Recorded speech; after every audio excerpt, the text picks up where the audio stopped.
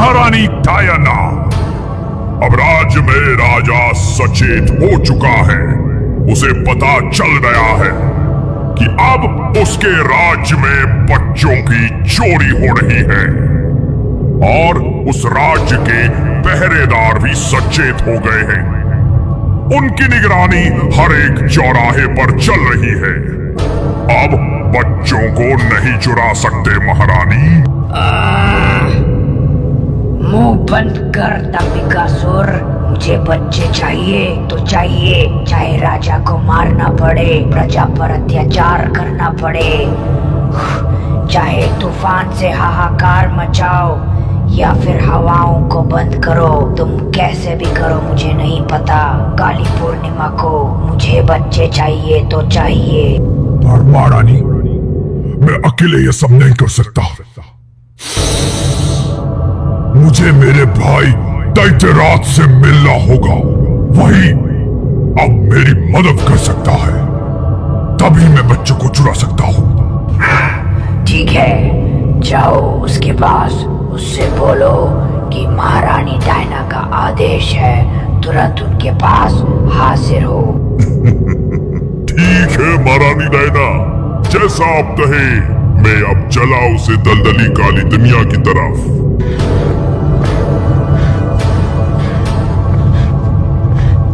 ये है राजा जसवंत सिंह का राज्य, जानकीपुरम।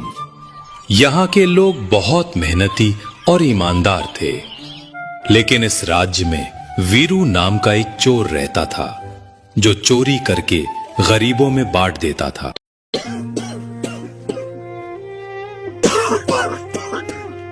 तुम टेंशन मत लो काकी, दादा का इलाज मैं करवाऊंगा। अगर आपके बेटे आपकी मदद नहीं करते हैं तो ये वीरू आपकी मदद करेगा। आप बस मुझे रात भर का समय दें और कल सुबह होते ही मैं आपके लिए कुछ करता हूं।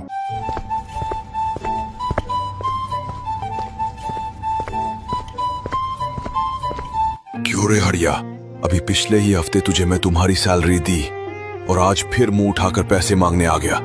क्या पैसे पेड़ में उगते हैं कि तुम उठाकर आए और पैसे ले लिया? तू मेरे यहाँ नौकरी करता है और जब 1 महीना पूरा होगा तभी तुम्हारा पैसा मिलेगा। नहीं मालिक, आप हम पे रहम कीजिए। मेरे छप्पर में छेद हो गया है। अगर उनकी मरम्मत न कर पाया तो बारिश आने वाली है और फिर पानी घर के अंदर आएगा। इसलिए थोड़े पैसे मुझे उधार दे दे ताकि मैं अपना घर बनवा सकूं। इन दोनों की बातें वीरू एक पेड़ के पीछे छिपकर सुन रहा था। अच्छा, तो धनी राम सेठ तुझे ये मेहनत करके पैसे कमाता है और जब इसे जरूर पड़ रही है तब तू उसे पैसे देने से मना कर रहा है। वैसे अगर आज तेरे घर चोरी करूं तो शायद पाप ना हो।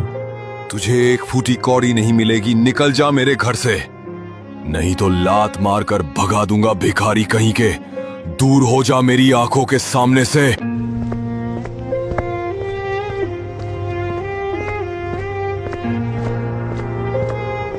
अरे हरिया भैया रुकिए, ऐसे उदास होकर मत जाइए और परेशान बिल्कुल भी मत रहिए, क्योंकि अभी तुम्हारा भाई वीरू जिंदा है।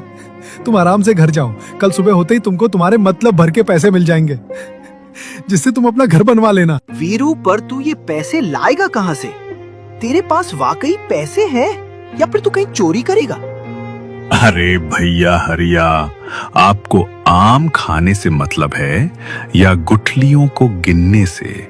आप इस पर ध्यान न दें कि हम पैसे चोरी करके लेंगे या मेहनत करके। आप अपने घर जाइए और सुबह होने का इंतजार कीजिए। वीरू के इतनी बात सुनकर हरिया अपने घर की तरफ निकल पड़ा और इधर वीरू राजा के बगीचे की तरफ निकल पड़ा।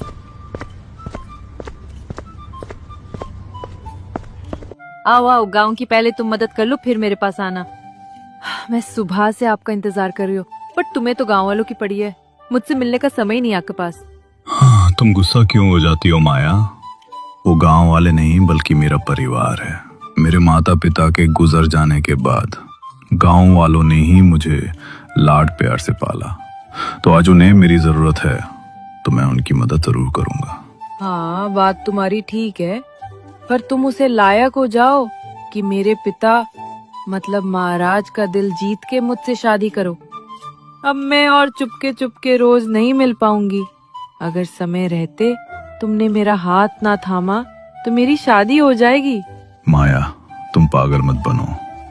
आज केवल एक आखिरी चोरी करूंगा, फिर उसके बाद मैं खुद के लिए जीऊंगा और मेहनत करूंगा। हाँ बस करो, तुम 1000 बार ये बात बोल चुके हो लेकिन एक बार भी मेरी बात नहीं मानी। तुम्हारे पास 1 महीना है, अगर तुम मुझसे शादी किया तो ठीक, नहीं तुम्हें किसी दूसरे से शादी कर लूंगी। इतना बोलकर राजकुमारी माया वहां से गुस्सा होकर महल की तरफ निकल जाती है। ये भी लड़की समझती नहीं है। कहाँ राजा भोज, कहाँ गंगू तेली। भला वो राजकुमारी और मैं एक अनाथ लड़का, कैसे मैं उससे शादी कर पाऊंगा।